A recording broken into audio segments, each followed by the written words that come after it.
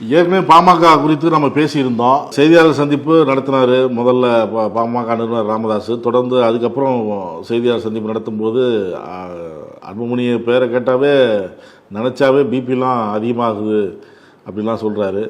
முதல்ல இந்த தேர்தல் வரைக்கும் தான், அதுக்கப்புறம் அவர் வந்து பதவி இருந்துக்கிட்டோம், அதுக்கப்புறம் அன்புமணி நடத்திக்கிட்டோம் அப்படின்லாம் சொல்லிட்டு இருந்தார்.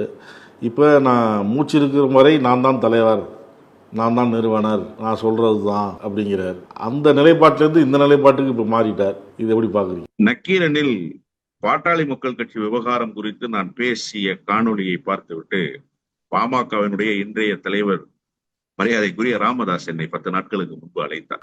அப்படியா? அவர் என்ன ஒரே ஒரு வார்த்தை சொன்னார் என்கிட்ட. அவர் சொன்ன செய்தியெல்லாம் நிறைய செய்திகள் இருக்கு, நான் அதையெல்லாம் வெளிப்படையா பேச விரும்பல. ஒரே ஒரு செய்தியை மட்டும் சொன்னார். நான் 6 மாத காலம் அவகாசம் கொடுத்தேன், அன்புமணி திருந்துவதாக இல்லை. அவர் என்கிட்ட சொன்ன வார்த்தை இது. அப்போ 6 மாசம் அவகாசம் கொடுத்து திருந்துவதாக இல்லை என்று தெரிந்ததற்கு பிறகுதான் நான் இந்த முடிவுக்கு தள்ளப்பட்டேன்றாரு.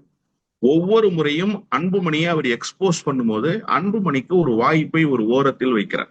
பத்திரிகையாளர்கள் கேட்கிறாங்க, நீங்க அன்புமணியை கட்சியை விட்டு நீக்கிடுவீங்களா அப்படின்னு கேட்கிறாங்க. அந்த தவிர நான் செய்ய மாட்டேன்னு சொல்றேன். அன்புமணி இவ்வளவும் செய்திருக்கிறார். தன்னுடைய மனைவி அன்புமணியினுடைய தாயாரை பாட்டிலை எடுத்து அடிச்சு மண்டைய புழக்க பார்த்தாருன்னு இதே ராமதாஸ் சொல்றாரு. என்ன வீட்டுல கதவை சாத்தி கொண்டு உள்ளால் பேரம்பேத்திகளோடு விளையாடி கொண்டிருப்பதுதான் அவருக்கு இப்போது இருக்கிற பணி, அவர் வெளியில் வரக்கூடாதுன்னு சொன்னாருன்னு சொல்றாரு.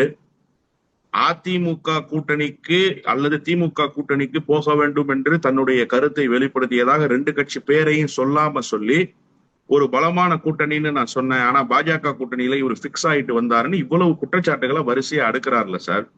நான் கேட்கிறேன், இந்த குற்றச்சாட்டுகளை அடுக்குகிற ராமதாஸ் ஒருவேளை வேறு ஒருவராக இருந்திருந்தால் இந்த அணுகுமுறையை கையில் எடுப்பாரா?